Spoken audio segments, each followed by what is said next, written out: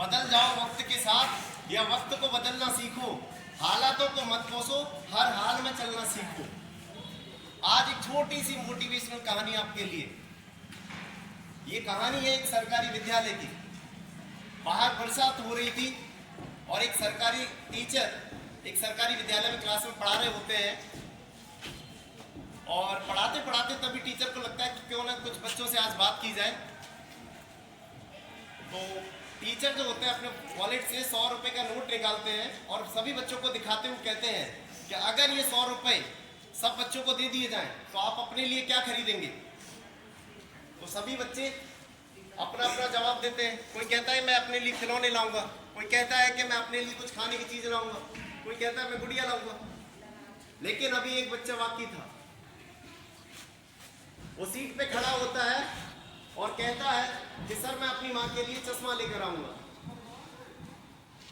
तो जब ये कहता है तो टीचर कहते चश्मा तुम क्यों लेकर आओगे, चश्मा तो तुम्हारे पापा ले आएंगे, तुम अपने लिए क्या लेकर आओगे ये बताइए।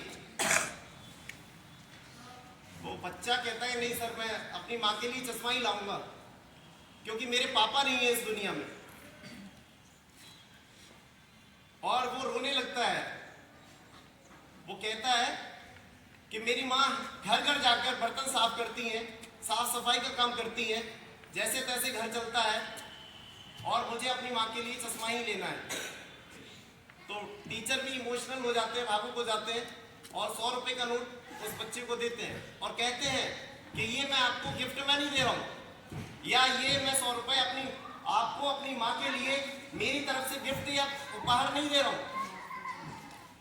आप ये 100 रुपए रखिए और आप पढ़िए और बहुत जब बड़े आदमी बन जाओ, जब अपने हालातों को सुधार लो तब वापस आना और ये 100 रुपए मुझे वापस करके जाना। समय बीतता गया। 20 साल बाद एक बार फिर इतिहास वही समय दोहरा आता है। बाहर बरसात हो रही थी और वही सरकारी जो अध्यापक थे वो क्लास में पढ़ा रहे होते हैं। अचानक से गाड़ी रुकती है, लाल बत्ती की गाड़ी, जिसमें से कलेक्टर साहब उतरते हैं। तो सब चौकन्ना हो जाता है, पूरा स्कूल चौकन्ना हो जाता है कि आज तो चेकिंग आ गई स्कूल में। सभी परेशान हो जाते हैं और कलेक्टर साहब उतरते हैं तो एक टीचर का नाम पूछते हुए उनकी क्लास में सीधे चले जाते हैं। और जब टीचर के सामने जब कलेक्टर खड़े होते हैं तो भाई वो कुछ समझ नहीं पाते कि क्या हुआ।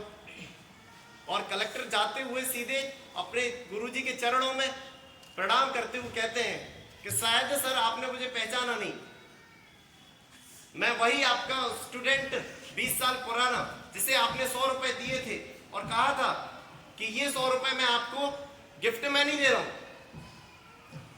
ये 100 रुपए मैं आपको गिफ्ट में नहीं दे रहा हूं।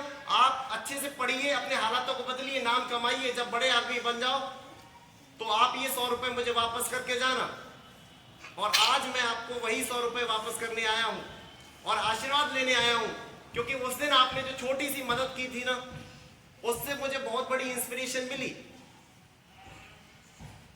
तो इस छोटी सी कहानी का सार ये कहता है कि अगर आपकी लाइफ में अगर आप डटे रहे, अड़िग रहे, तो आप अपने हालातों को बदल सकते हैं और आप वहां तक पहुंच सकते हैं जहां तक आपने कभी सोचा भी नहीं था। Thank you.